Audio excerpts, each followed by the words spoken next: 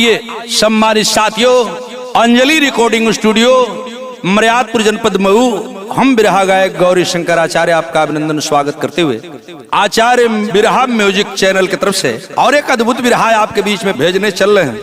हम विश्वास करते हैं एक बार आप अवश्य सुनेंगे, प्यार देंगे और सुनने के बाद कमेंट में भी अपनी राय देंगे। जो एक अनोखा चित्रण है बाबू विमलेश, आओ तो जरा बना के।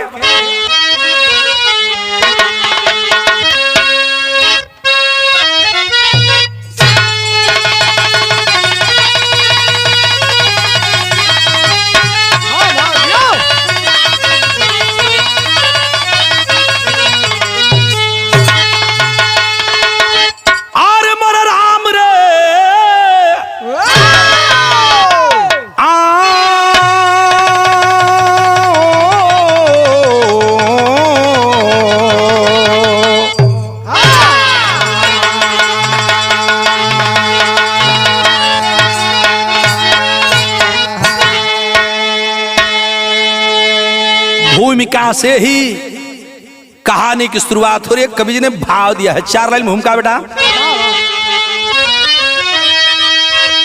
लिच्छवी एक रियासत वैशाली जिला, विश्व की सुंदरी आम्रपाली सयानी, जब कली पर यली मन लुभाने लगे, क्या गजब की खिली है जवानी जुबानी, दिवाकर निशाकर हया देख करके अवनी अचंभित हो महिमा बखानी, बनी एक गड़ी का नगर की बधू, बुद्ध की राह चलने को मन में है जो ठानी।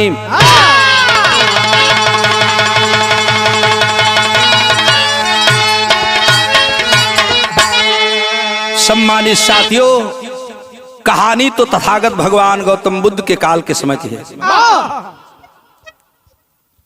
लिच्छवी एक रियासत जनपद वैशाली, जो आज बिहार प्रांत है। हम चलते हैं लिच्छवी रियासत की तरफ। एक बार का एक घटना बा, गजल बा विमलेश।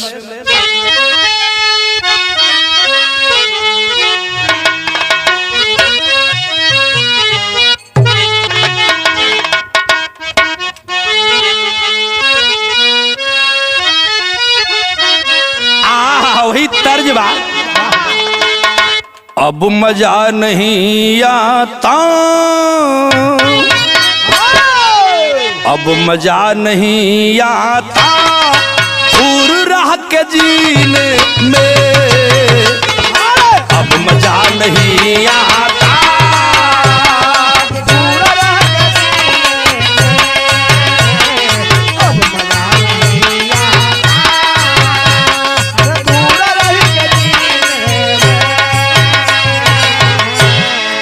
अब मजा नहीं आता दूर रह के जीने में, दूर रह के जीने में, दूर रह के जीने। या नबी बुला लीजिए, या नबी बुला लीजिए मुझको भी मदीने में, या नबी बुला ली मुझको भी मदीने, या नबी मुझको भी मदीने में। भूमिका लेकर के उपमा देते हुए बिरहा की कहानी शुरू हो रही। कितना बढ़िया भाव है। ए हुस्न की बनावट भी, हुस्न की बनावट भी ऐसा एक मंजर है, हुस्न की बनावट भी ऐसा एक मंजर है, हुस्न की बनावट भी ऐसा एक मंजर है, हुस्न की बनावट भी ऐसा एक मंजर है, ऐसा एक मंजर है, ऐसा एक मंजर। आशिक माशुकाओं का, आशिक माशुकाओं का अरे प्यार का समंदर है आशिक माशुकाओं का, प्यार का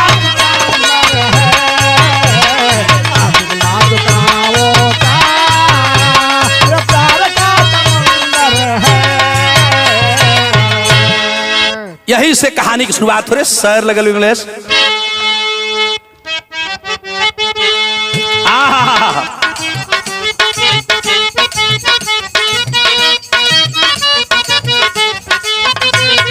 बतिया ढेर समझावे के ना परी कवि जी।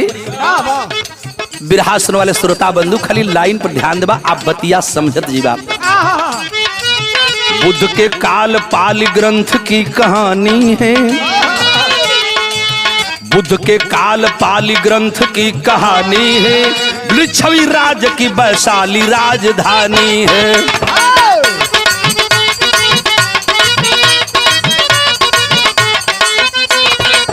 जहां दुनिया में सबसे पहले लोकतंत्र मिला, यही इतिहास है। पहला लोकतंत्र अगर स्थापित जहां हुआ उसी को हम लिच्छवी राज और वैशाली जनपद कहते हैं। आइए भगवान बुद्ध के काल की एक घटना में बताने जा रहा हूं। बुद्ध के काल पाली ग्रंथ की कहानी है, लिच्छवी राज वैशाली राजधानी है।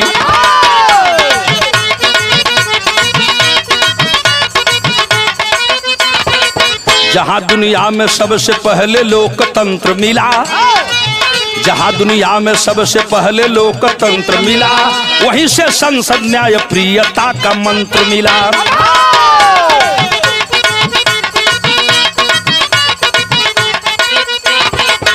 घटना कैसन बा? घने विपिन में एक दंपति एक दिन आए हैं, एक घनघोर जंगल और एक पति पत्नी। भाव क्या है?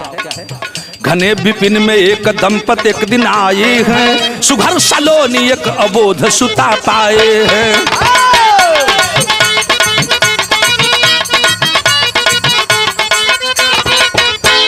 दोनों पति पत्नी वैशाली राज्य के रहने वाले, जनपद के रहने वाले, ये घनघोर जंगल से गुजर रहे थे। एक ठे आम का वृक्ष रहल, नीचवा एक ठे लड़की रहल। ओ रोती हुई बच्ची को दोनों पति पत्नी उठा लिए, ले करके लिच्छवी राज में वैशाली जनपद में उनका घर था, अपने घर चले आए। कहानी आगे बढ़ गई। घोर विपिन में एक दंपति एक दिन आई, सुघर सलोनी एक अबोध सुता पाए।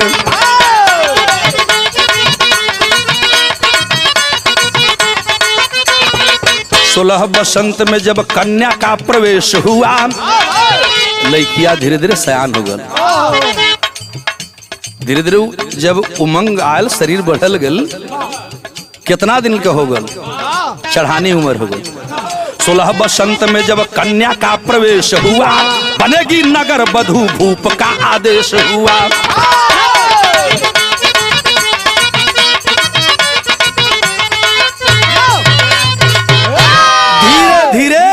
वह लड़की जिसको उस परिवार वाले वैशाली जनपद का गरीब परिवार पति पत्नी बिटिया के बुलल लाए के पाले पोसल, लड़कियां धीरे धीरे सयान होखे लगले। शंकर जब वो लड़कियां जवानी पर चढ़ल न कवि जी, इतना सुघर भल, इतना सुघर भल, इतना सुघर भल कि कितना सुघर भल हम बता ही न पाई। बहुत सुघर हो गल। जे देखा वो देखते रह जा, जे देखा वो ठकमुर्री मार दे। राजा के यहाँ खबर गई, राजा मनुदेव जो वैशाली लिच्छवी राज्य के राजा थे, राजा मनुदेव को खबर गई कि आपके राज्य में उस गरीब परिवार के यहाँ एक बेटी है जो अति सुघर है, और राजा उल गरीब के मड़ई में रहलक न बा, उ तोहरे राज महल में रहलक बा। यह बतिया राजा के चुभा लगल।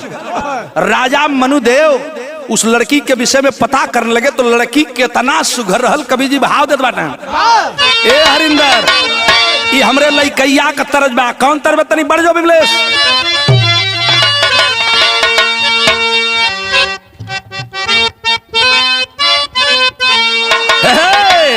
अरे तो से ना बाजे भाई, तो जरम ना भल तब का तर्ज है।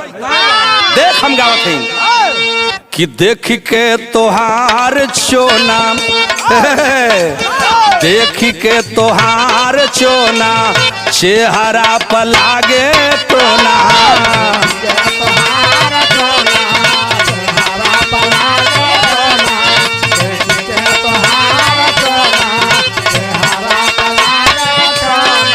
टिकुली पबिजुली गिरावई हो छयाला, टिकुली पबिजुली गिरावई हो, टिकुली पबिजुली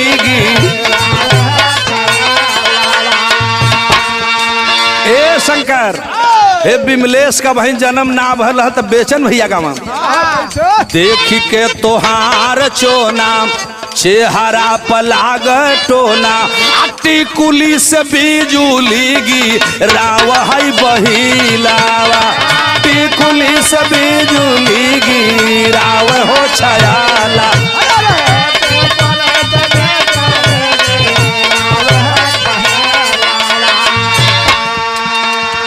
लड़किया जब सयान होखा लगल, माई बाबू जंगल में पौले रहल आम के पेड़ के नीचे, तो ओ आम के पेड़ के नीचे पौला के नाते ओ लड़की का नाम धइला आम्रपाली। उसी लड़की का नाम पड़ा आम्रपाली। धीरे धीरे वो बिटिया आम्रपाली सयानी होने लगी। आ कैसन होगल कवि जी भाव दिए, सर के बदन से सरिया 16 बरिस कउमरिया, रके 16 सर के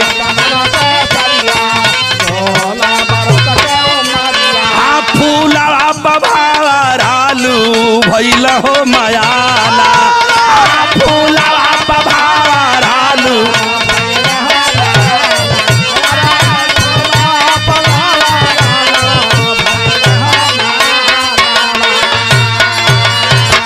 जे ही देखा लड़किया के देखते रह जा, इतना नीक भल कि दुनिया में अंदर, दुनिया के अंदर कौनो लड़की वैसा न बा। सुघराई का चर्चा जब पूरे लिच्छवी राज्य में होने लगी, जनपद वैशाली के साथ दूसरे राज्य में पहुंच गई। राजा चिंतित होने लगे। कुछ पड़ोसी राजाओं ने वही लड़किया खातिर कवि जी लिच्छवी रियासत पर चढ़ाई कर दिला कि ना मानी तो लड़किया को उठा के ले चला, राजवा अपने से मान जाई। अब राजा घबरान गई ना कि ऐसा नहीं लड़की हो गई कि हमारा जान के आफत हो गई। सारे पड़ोसी राजा इस लड़की को ले जाना चाहते हैं अपने यहाँ। सब मोहित होकर लगल तो कवि जी भाव दलन कि चदवा लो भायल जब चमके चदनिया हो, लो भायल जब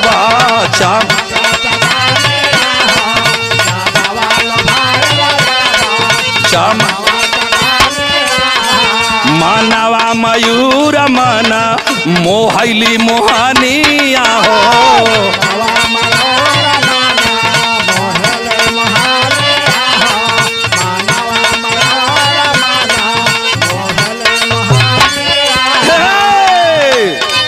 जुलुमी जवानिया हो गईल सोर नगर में भैले, जुलुमी जवान सोरा नगर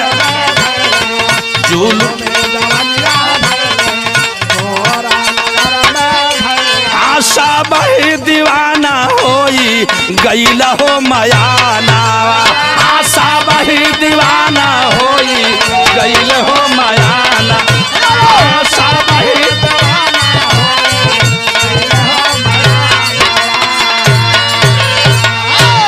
बाप रे बाप। पड़ोसी राजा उस लड़की के कारण लिच्छवी राज्य पर चढ़ाई करने को ठान लिए। राजा को जब खबर लगी तो राजा बड़ा चिंतित हो गए मनुदेव।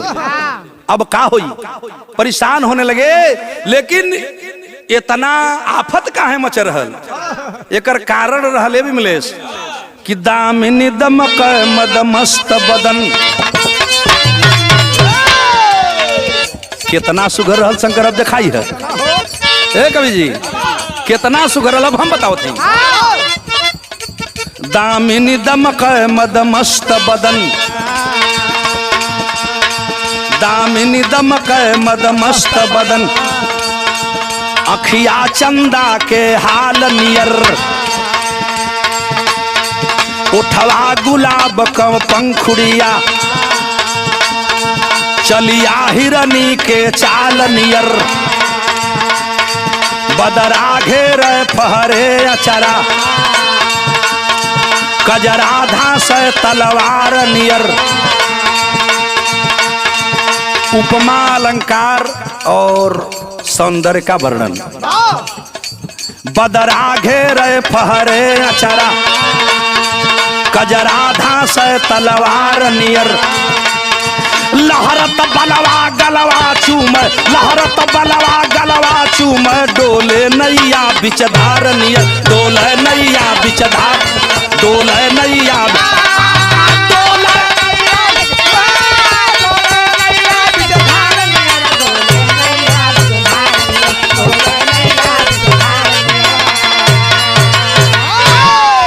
बाबूजी उस कन्या आम्रपाली की सुंदरता की चर्चा जब चारों तरफ फैल गई, राजा इतने चिंतित हो गए, दरबारियों को बुला करके बैठक करने लगे।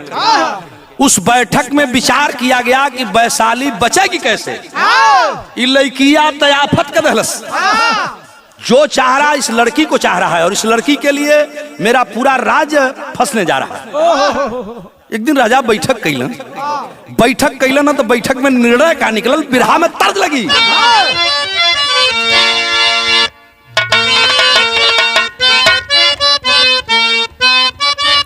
अरे वाह हरिंदर कि घुघरू बाजे घाघर बाजी,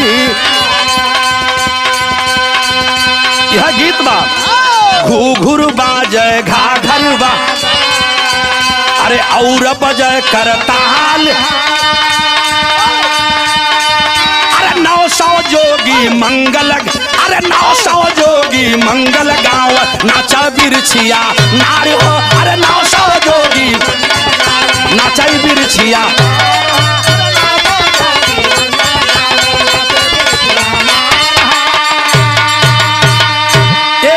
दरबारियों की बैठक करके मनुदेव राजा दरबार में कर राय पास किए। दरबारियों ने कहा कि राजा जरा उस लड़की को ही बुला लिया जाए तब फैसला हो। ए चचा जब आम्रपाली वो दरबार में गई, शंकर तो से कहा बताई हो, लड़किया जब गेटवा से अंदरमा हेल्ला लगल तो गेटवा पर का पहरेदार बंदूकिये ले लो वहां लगल। साला ई का जब अगिला गेट में हल्लत बा ओइजा का पहरेदार का बंदूक छूट के होतना दूर गई, ओइजा खड़ा कांपत है। हम का देखत है ई लड़की है कि भूचाल है। आम्रपाली जब भरे दरबार में गई मेरे बाबूजी, एक टक जब सबका निगाह हुई आम्रपाली पर पड़ल न तो सुंदरता देखते जवन जहां रहल तवन तहां कुर्सी पर ओंघा गल। कुछ देर मनुदेव राजा तो सोचते ही रह गए, अखिया ए शंकर पलकिया खुलल तो खुलले रह गई, मुहवा बवाइल तो बवाइल आ बवाइले रह गल, मुहवा बंदन होख आ करत हूं। ओई में ये लड़की है कि का है भूचाल है सोचत हूँ। ये का एक सोच गया कि वो मैं कहीं खो गया था। लड़की का आवाज आ गई, महाराज क्या आदेश है। सोच में पड़ गए मनुदेव, कलन की यही लड़की खातिर। अरे आम्रपाली तेरे कारण मेरा राज्य खतरे में है। लेकिन क्या कल हमारी कारण अगर राज्य खतरे में है तो जहां पना जो आदेश। राजा उस मीटिंग में भरे दरबार के अंदर की बात कहलन का कि बोले हैं मनुदेव जी राजा, बाबू बोले हैं मनुदेव जी। अरे मनवा कर विचार बन के नगर बधू तू कैदा। अरे बन के नगर बधू तू कई, अरे हमारे पर उपकार हो। बन के नगर बधू तू कई हमारा पर उपकार, बन के नगर बधू तू कई हमारा।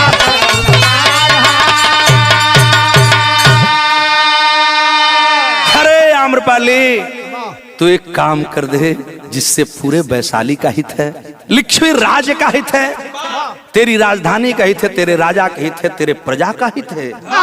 लड़की या कठुआ गल कल सरकार का बात बा, कल तेरे कारण मेरा राज्य खतरे में है। लड़की तू अगर राज और यहाँ की प्रजा को बचाना चाहती है तो नगर बधू बन जा।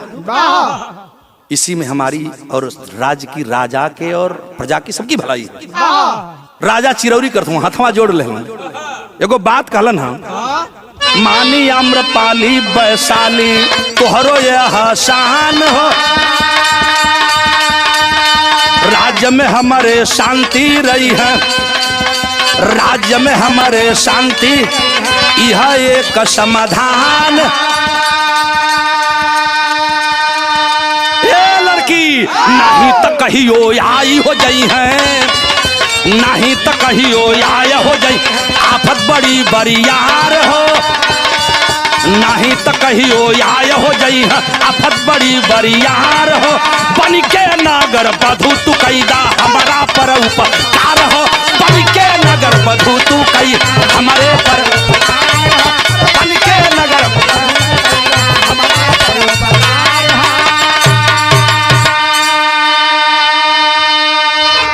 लड़की तेरा एहसान पूरा मेरा राज्य मानेगा। तुझे मैं महल बना के दे रहा हूँ, सारी सुविधा उस महल में होगी और आम्रपाली उस महल में तू जो चाहेगी वो मिलेगा, सारी सुख सुविधा दुनिया की मिलेगी।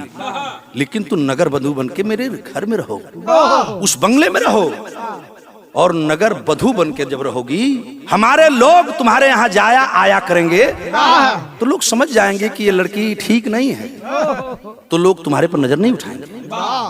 तू इतनी सुंदर है कि अब मैं कुछ कह नहीं सकता, मेरी बात को तू समझ रही है। लड़की या सोचे लगल भगवान ही का कदेला हो, वो प्रकृति के रचनाकार के दोस्त थे कि हमके ऐसा बनौला कहे टेरी लगल विमलेश।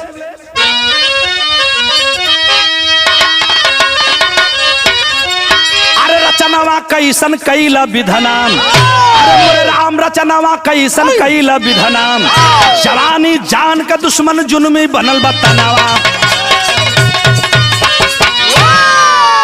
एक लाइन तरज लग गई, आई तर्ज भी है बाबी मिलेस तनी सदा हमके।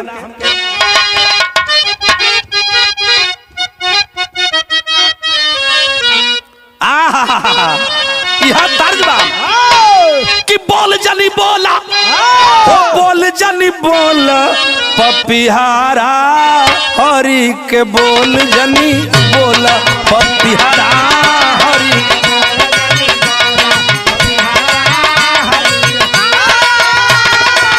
जिया बेटा जिया,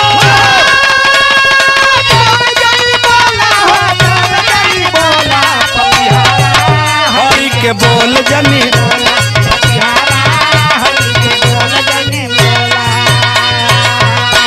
आम्रपाली कहली कि महाराज जैसे सबका भला वही में हमरो भला।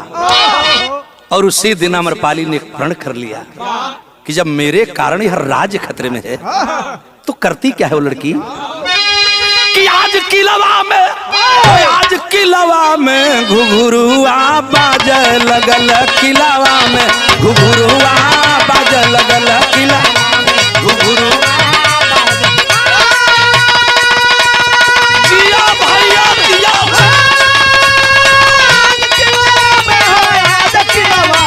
घुघुरुआ बाजे लगल, किला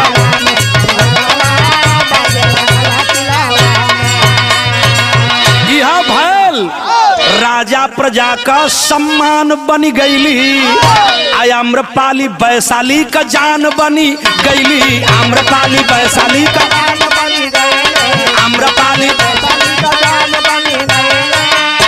अरे कर लगल सबही, ये चाचा कर लगल सबही के राज दिलवा में घुघुरुआ बाजल बा, आज किलवा में घुघुरुआ बाजल बा।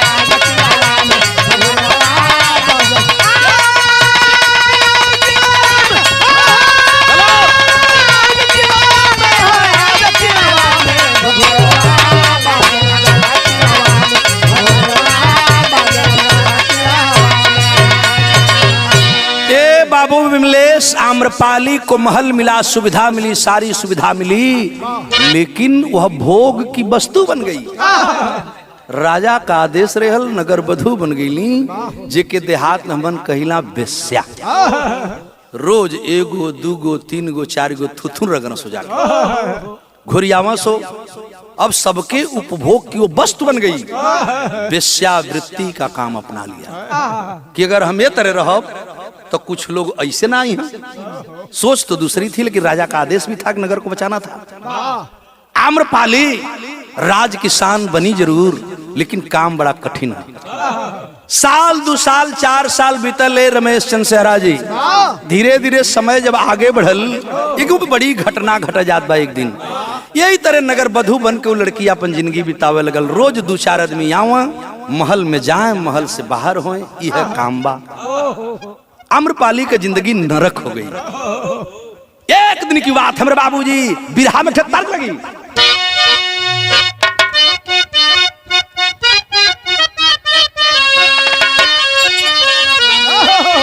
यह गीत बाहर कि यही पार गंगा माई, ओही पार जमुना हो।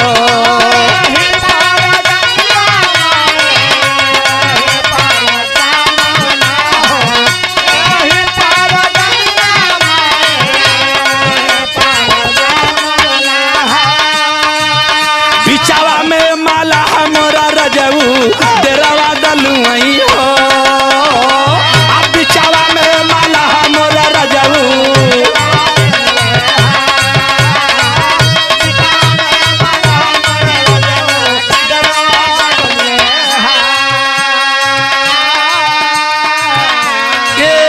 घटना घटती है मेरे बाबूजी।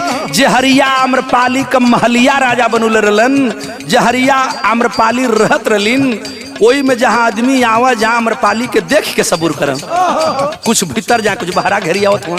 कुछ लोग वही महलिया के खाली घोरिया हुआ, कब लौकी जाए।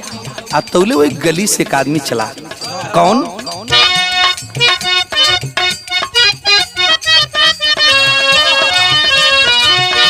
गलिया में घूमत रहल भिक्षु चिवरधारिया हो।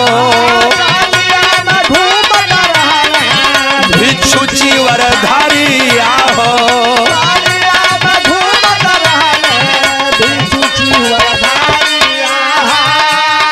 एक दिन एक भिक्षु चिवरधारी उस गली से गुजर गया। देखला से जा काहे भीड़ लगल हो, दिन मात्र न रुकला। दूसर का दिन फिर ओई दिन अइले, देखला कि आज दूसरा आदमी का भीड़ लगल बा, फिर चल गई। तीसर का दिन अइल तो लेठे चीज देखलन है। का हो खजाबा? गलिया में घूमत रहल भिक्षु चिवरधारिया हो।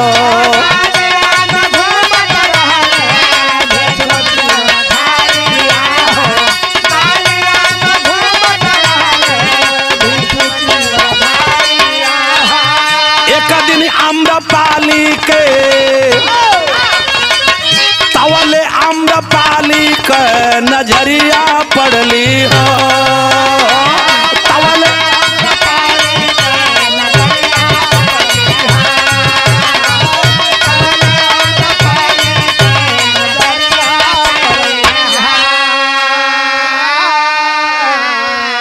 एक दिन एक भिक्षुक उसी गली से गुजर रहे थे। आम्रपाली ने खिड़कियों से देख लिया। जवले वो भिक्षुक अन्हे ना हो गई ना, गली से दूर नहीं चले गए, तब तक वह देखती रही। वही दिन तो कुछ न कपुलस। दूसरा दिन फिर उसी भिक्षुक की राह देखने लगी, और संजोग रहा कि भिक्षुक भी वहां की भीड़ देख करके चूक गए थे। दूसरे दिन फिर वही गली में गई। वही दिन आम्रपाली बाहर निकल गई। जो ही भिक्षुक रास्ते से गुजर ही रहे थे, जाए के चरनिए पकड़ ले रस, हाथ जुड़ के बात कर लस। का कलस? कैली निवेदन बौद्ध भिक्षु के समानवा हो। 2-4 माह रहता ऐसा है। एगो हमारा निवेदन ना मनता। ए लड़की जरा दूर से बात कर। भिक्षुक कहने लगे कि मैं भिक्षुक हूँ।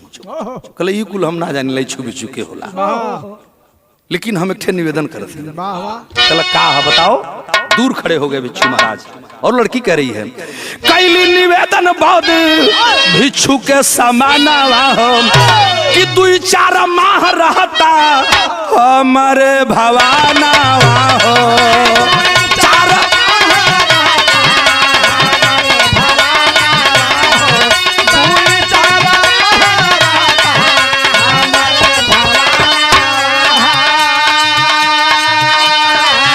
आम्रपाली बोली, महाराज 2-4 महीना हमारे मकनिए पर रह जाता, वैसे भी गर्मी अब बीतत है, बरसात का महीना आवत है, तो 4-5 महीना बरसात रहबा करी, तब बरसतिया बर हमारे घर में रहता। अब देखा लड़की सोच क्या रही, उसके अंदर अब सोच आ गई कि कम से कम ही रही हो तो इन्हों के देख के कुछ लोग ना आई हो। लेकिन भिक्षु लड़की करे निवेदन कर रही है और भिक्षु ने अपनी मजबूरी बता रहा है कि नहीं, मैं ऐसा नहीं कर सकता, तुम एक वेश्या हो, नगर वधू हो और मैं तेरे यहाँ रहूंगा तो लोग क्या कहेंगे। कल हम कुछ नहीं जानत, हमारे यहाँ घरे 2-4 महीना रह गया, हम इतना जानत हैं। बाबूजी वो लड़की जिद कर गई। वह भिक्षु महेंद्र अय्यर जो भिक्षुक थे कहे कि ठीक है तेरी बात को मैं मानूंगा जरूर, लेकिन अब्बा ना मानो। कल कब मनवा बतावा, यह तो बतावा। कल हम तनी सेवा कल चाहते हैं, पुनः अपन निवेदन करते लेकी कि कैली निवेदन बौद्ध भिक्षु के समाना हो 2-4 माह रहता हमारे भवाना हो। अरे सेवा में जीवन के, सेवा में जिंदगी के गठरिया पड़ली हो, सेवा में जीवन के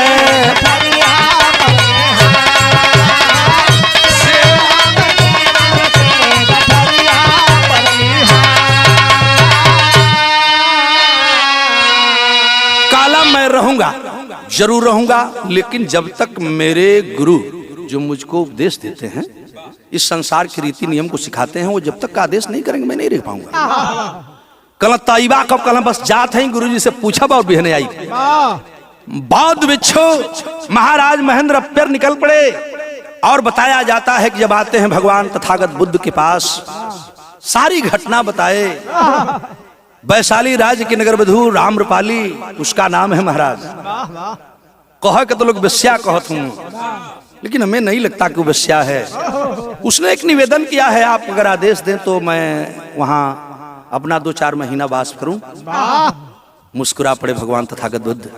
बगलिया में जो भिक्षु बैठे थे हंसने लगे, हाई देखा भाग गल, ये भिक्षु बनत है, मन बिगड़ गल है। ये ना जाना था कि भगवान बुद्ध के हम शरण में हैं और यहाँ त्रिशरण पंचशील सब कुछ भुला गए। नहीं भगवान ऐसा नहीं होना चाहिए। सारे भिक्षु मना करने लगे, तथागत हंस रहे थे। भगवान बुद्ध हंसते हंसते कहे कि तुझे जाना चाहिए, अगर उसने निवेदन किया है तो स्वीकार करना चाहिए, कल चले जाना। आदेश पौला बिहान भइले गईला ए सदेव भैया गईला न तई लिखल बात बतावो थी। भिक्षु को देख करके बड़ा ही स्वागत किया उस बच्ची ने। 1 महीना ना ए शंकर 4 महीना पूरी बरसात काल के समय आम्रपाली के आवास पर बौद्ध भिक्षु रहे। उ लड़की हर तरह से प्रयास कैलस कवि जी, कबो कबो तो इतना प्रयास कैलस कि अब हम कह भी नहीं सकते उस बात को। तो पहले में समझ ला कबो कबो दहिया पर लोटा है, अब के तरह लोटे हम देखा थोड़े रहली मर्दे। सब अस्त्र शस्त्र अपना प्रयोग कर लिया जो लड़कियों के पास होता है।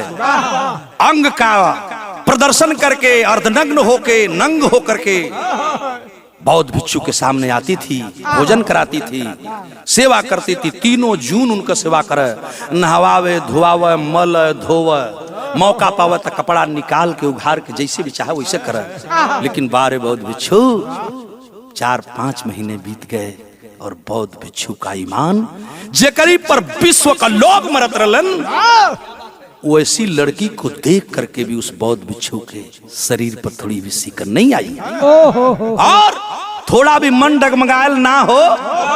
जब 4-5 महीना बीत गए तो कहलन लड़की अब तो हो गया काम, मैं चल रहा हूँ। जब जाए लगलन पंचो, लड़किया पिछुआ निकल गिल। कल से सरकार ये सरकार तनी रुक जाता, हमहू के ले चला हो यहाँ हम का करे खातिर रहब। हे भगवान तू हमार देवता हुआ, जब तू ऐसा हुआ तो तुहार गुरु कैसन हुई हन तनी उनकरो के दिखा देता हमरा। तू ऐसन तो तुहार गुरु कैसन तनी सा हम यह देखल चाहत हई। अवाक हो गए बौद्ध भिक्षु। कहे लड़की तेरी ये भी मांग मैं पूरा करूंगा लेकिन अब्बे ना बिहने। और वहीं से बौद्ध भिक्षु वापस आते हैं।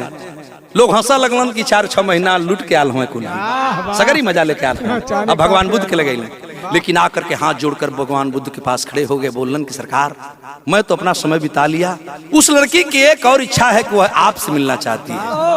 कलल्ला सगरी भिक्षु कह लगलन शंकर कि अपने तो गईले अब गुरुओ जी के ले जी भइल तमाशा। लेकिन तथागत भगवान गौतम बुद्ध हंसने लगे, मुस्कुरा पड़े। आदेश दिए अगर उसकी इच्छा है तो मुझसे भी मिलवा दो। बिहान भइले गईलन और आम्रपाली को कहे कि चलो गुरुजी का आदेश मिल गया है, तुम दर्शन कर सकती हो, मिल सकती हो, चलो। आम्रपाली को लेकर के और बौद्ध भिक्षु तथागत के पास आए। जब अइला बाबूजी बिरहा गजब हो गए।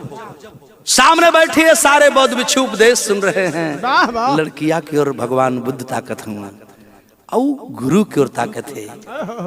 आप सुने होंगे अंगुलीमाल की कहानी। एक बार अगर नजर पड़ जाए भगवान बुद्ध पर कोई तो खाली देखते रह जाए, आकर्षित हो जाता था। वो लड़की धीरे धीरे बुद्ध के चरणों में आकर्षित होने लगी। सरकार सवाल कर दिल के लड़की बता जरा अपनी व्यथा बता। तब वो लड़की रो रो के कह लगल का कलश बेटा तनी और बढ़ जो पहपट लगी।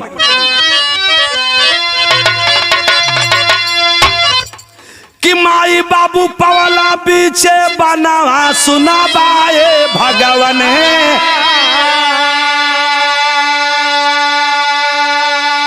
अरे हमके माई बाबू पौला अरे पीछे बना सुन लाए भग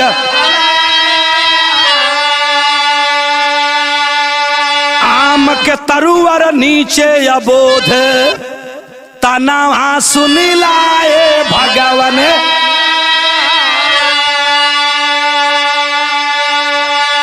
सरकार ए साहेब तू हमार परिचय जानल चाहत हो न तो हमें तनी जानीला। माई बाबू हमके बतौले हुआ कि हम जब लड़की रहली छोट रहली जन्म हमार भई रहल तो केहू हमके फेंक देले रहल जंगल में आम के नीचे पेड़ के नीचे जे हमके पालल उपावल माई बाबू हमार पौला। और आज मैं हूं क्या मैं बता रही हूं। अरे विश्व सुंदरी राज नर्तकी बेस्या बा पहचान हो आया बला नारी साचोली जानी आप श्रीमान। अरे दहकत यगिया जहर बनल मोर ताना सुनी लाए भग। हे सरकार हमार दोष है बा कि दहकत यगिया जहर बनल मोर ताना सुनी लाए भग।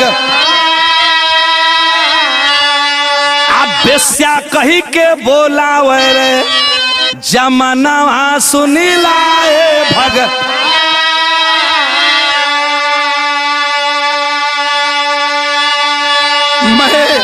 मैं वही आम्रपाली हूँ। और हे भगवान आज हमके पूरा दुनिया के लोग बेस्या जानत हूँ।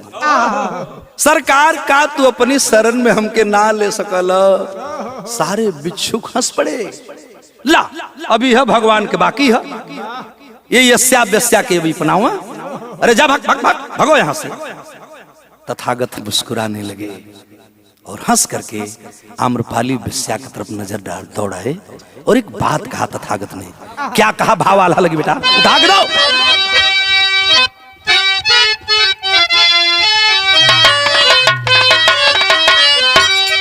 ये पंचो अरे जैसे कमीरा पौली ज्ञान का खजनवा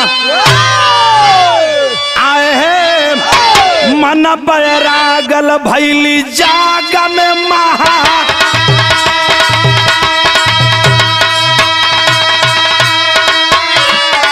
मन बैरागल भैली जग में महा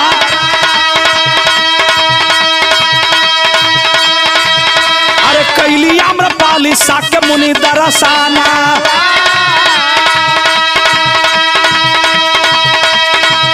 अरे करुणा का सागर मिला बुद्ध भगवान।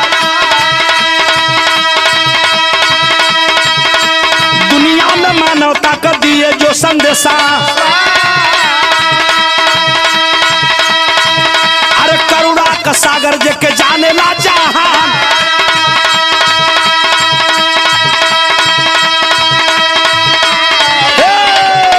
जल बिना मीन अपना दूर रही पई है। अरे मांगे आंग्रपाली वही चरनी में ऐसा थान। ए साहेब अरे जल बिना मीन जैसे दूर न रपई है।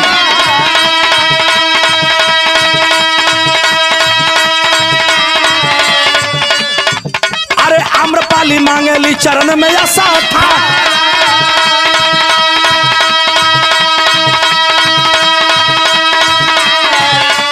अब देई उपदेश दे के उपदेश बहुत भिक्षुड़ी बनाए। अब बुद्धि आम्रपाली जके जानला जहान। अरे बुद्धि आम्रपाली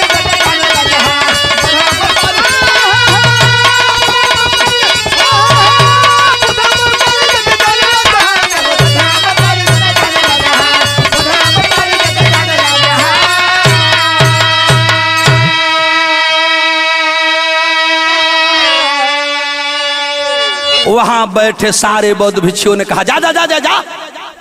एशिया बेश्या की जात लड़की औरत और भगवान बुद्ध से उपदेश लेने आई है। एक बार एक अवाक होकर वो लड़की उदास हो गई, हताश हो गई, निराश हो गई कि मुझे फिर वहीं जाना पड़ेगा जहां लोग मुझे रोज का रोज मेरा शोषण करेंगे। कल का भगवान हम चल जाई। बाबूजी तथागत भगवान बुद्ध काल के समय की पहली नारी, पहली औरत और पहली वेश्या औरत तथागत ने रोक लिया। कल सरकार हम कुछ तो नहीं मांगत लइकिया। कल सरकार हम कुछ ना मांगत है, खाली अपने चरनिया में जगह दे दा। यही लोगन के बीच में हम रहब, हम अजमा ले लें, हम जान गए हैं तो से महान धरती पे कोई न बा। भगवान हमके रोकला हो, रोकला बाबूजी। अब वही लड़की जब हाथ जुड़लस तथागत भगवान बुद्ध उस लड़की को अपना लिए। और जब लड़की को अपनाए मेरे बाबूजी तो कवि जी ने भाव दिया कि जानते हैं तथागत भगवान बुद्ध ने वहीं शुरू किया। और क्या किया? पहली बार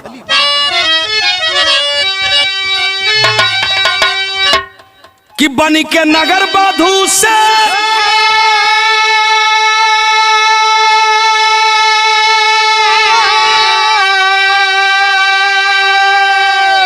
बन के नगर बधू से बौद्ध बिछुड़ू हर साई सुंदरी। अब पावन बुद्ध के चरनिया में आई सुंदरी।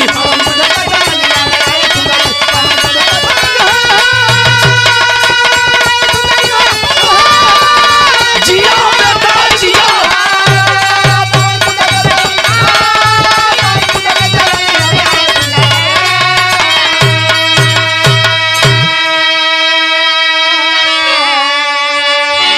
पहली बौद्ध भिक्षुड़ी तथागत भगवान बुद्ध की वही आम्रपाली हुई। और वह बुद्धम शरणम शीलवती बन धैली बुद्ध की राह। प्रथम भिक्षुड़ी बौद्ध धर्म की अरे रखी बुद्ध की चाह। शांति बुद्ध के चरनिया में पाई सुंदरी।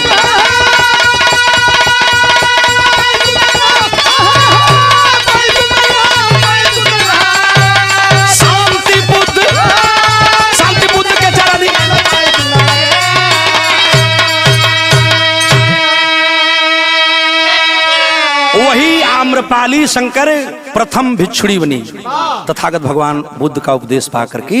और विश्व में आज एक ऐसी महिला के नाम से जानी गई जिसका कीर्ति आज भी लोग गाते हैं। इतने ना है कवि जी, वो लड़किया आम्रपाली के लोग आम के नीचे पौरे रहलन। तो आज भी ए शंकर एगो आमे का पौधा होला ओमे जौन फर लगेला वही के कहल जाला कि ई आम्रपाली है। माने विश्व का सबसे सुगर फल ही है। आम की फल के लोग आम्रपाली कहला कि ये आम्रपाली का पौधा है। यही नहीं, हमारे बिहार प्रदेश के दो बड़े नेताओं को भारत सरकार में जब मौका मिला तो बिहार से राजधानी तक आम्रपाली के नाम पर आम्रपाली एक्सप्रेस, लिच्छवी राज्य के नाम पर लिच्छवी एक्सप्रेस और वैशाली जिला के नाम पर वैशाली एक्सप्रेस। भारत रेलवे विभाग में हमारे दो बड़े नेता रेल मंत्री बने, मौका मिला तो आज भी वह तीनों ट्रेन बिहार से हमारे राजधानी तक जाती हैं, आम्रपाली, वैशाली और लिच्छवी।